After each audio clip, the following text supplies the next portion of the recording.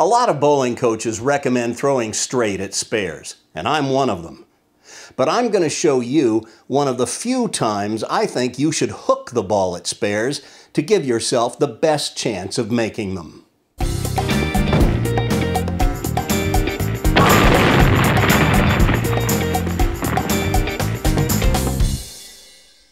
Hey Prodigy Land, it's me, Coach Randy. You know, most of the time I think it's best to learn how to shoot straight at spares, especially if you're bowling on sport conditions and you're moving from house to house.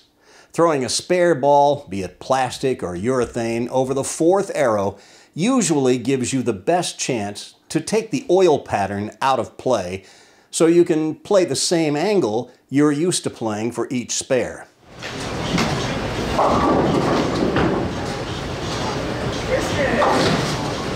But there are a few exceptions when hooking it at spares is the better strategy.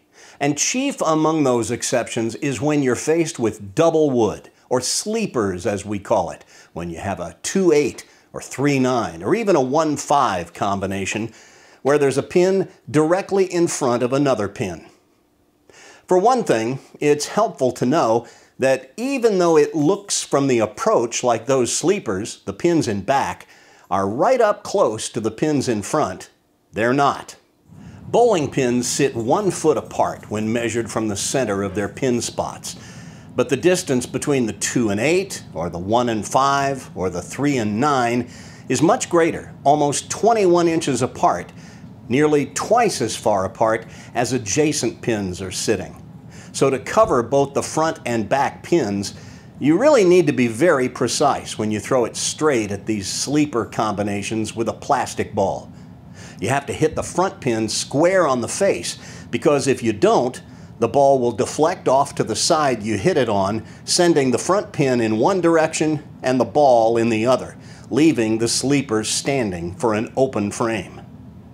But if, say, a right-hander hooks the ball at these combinations, you give yourself the whole right side of the pin to hit.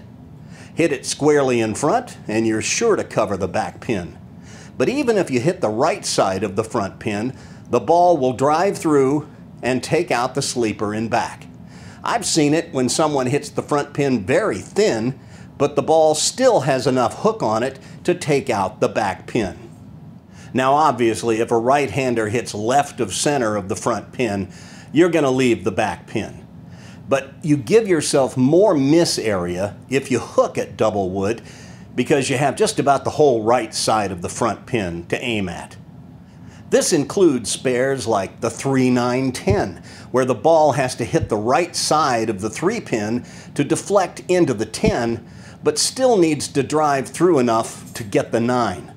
Or the 3-6-9-10, a spare that most pros will tell you is the toughest non-split, non-washout spare they face. Because again, the ball has to have enough stuff on it to carry out the back pin while not chopping the 3-6-10.